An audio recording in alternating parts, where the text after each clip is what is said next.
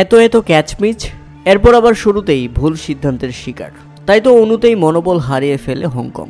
এরপর আর উঠে দাঁড়াতে পারেনি দলটি, শেষ পর্যন্ত আফগানিস্তানের কাছে ব্যাপকভাবে হেরে গেছে। আফগানিস্তানের হয়ে সর্বোচ্চ 52 বলে 73 রানের অপরাজিত ইনিংস খেলেন সিদ্দিকুল্লাহ আতাল। অথচ কিনা এই সিদ্দিকুল্লাহ আতাল ফিরতে পারতেন প্রথম ওভারেই, যদি না তার সহজ ক্যাচ ফেলে না দিত হংকংয়ের ফিল্ডার। স্লিপে দারুণ সহজ ক্যাচ ছিল, তবে সেটা আয়ত্ত করতে পারেনি প্রথম ওভারেই হংকং। আর প্রথম ওভারেই শুরুতেই বেঁচে যান সিদ্দিকুল্লাহ আতাল এবং শেষ পর্যন্ত খেলেন 52 বলে 73 রানের দারুণ এক ইনিংস। শুধু কি তাই, 21 বলে 53 রানের ঝড়ো ইনিংস খেলেন আজমতুল্লাহ উমরজাই। অথচ এই আজমতুল্লাহ উমরজাইয়েরও 2টি ক্যাচ মিস করে ফেলেছে।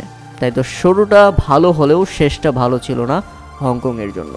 নির্ধারিত 20 ওভারে 6 উইকেট হারিয়ে 188 রানের বিশাল লক্ষ্য দাঁড় করায় আফগানিস্তান। অথচ শুরুটা দারুণ করেছিল হংকং। 25 রানের মাথায় গুরবাজকে ফিরিয়ে দিয়েছিল তারা। এর 1 রান পরেই ইব্রাহিম জাডরানকে প্যাভিলিয়নের পথ দেখায় তারা। মোহাম্মদ নবী কিছুটা ভালো খেলার চেষ্টা করলেও তাকেও ফিরিয়ে দিয়েছিল প্যাভিলিয়নে। গোলবাদির নাইম উইকেটে এসে সুবিধা করতে পারেনি। মাত্র 95 রানের মধ্যেই আফগানিস্তান হারিয়ে ফেলেছিল 4 উইকেট।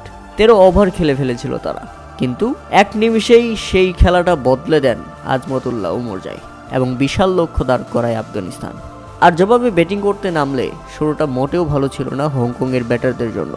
কেননা ইনিংসের দ্বিতীয় বলেই ভুল সিদ্ধান্তের শিকার হন অংশুমান রথ। এই ব্যাটসম্যান অবশ্য নিজেই ভুল সিদ্ধান্তের শিকার হয়েছেন, কেননা আম্পায়ার আউট দিলেও রিভিউ নিতে পারতেন তিনি। আর রিভিউ নিলেই শুরুতেই বদলে যায় দৃশ্যপট। পরে আলতারেজে দেখা গিয়েছিল বলটি তার ব্যাটে বলে স্পর্শই করেনি, তার পায়ে আঘাত করেছিল বলটি, কিন্তু আবেদন করার সাথে সাথে আম্পায়ার আউট দিয়ে দিয়েছিল, যে কারণে তাকে ফিরতে হয়েছে প্যাভিলিয়নে। আর প্যাভিলিয়নে ফিরে যখন তিনি রিভিউ দেখেন ব্যাটে বল লাগেনি, তখন তো রীতিমতো মেজাজ হারিয়ে পড়লেন।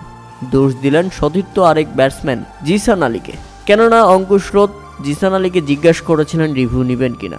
সতীর্থ ব্যাটসম্যান যখন হতাশ করেন তখন তিনি রিভিউ না নিয়েই প্যাভিলিয়নে ফিরে যান। এরপর ফিরে যান ব্যর্থ হয়ে জিসান আলী। পরে দুঃখজনক পরপর 2টি রান আউট, আর সেখানেই খেই হারিয়ে ফেলে হংকং। মাত্র 22 রানের মধ্যেই তারা হারিয়ে ফেলে 4 উইকেট এবং শেষ পর্যন্ত হার। আর প্রথম জয়ে এশিয়া কাপে শুভ সূচনা করলো আফগানিস্তান।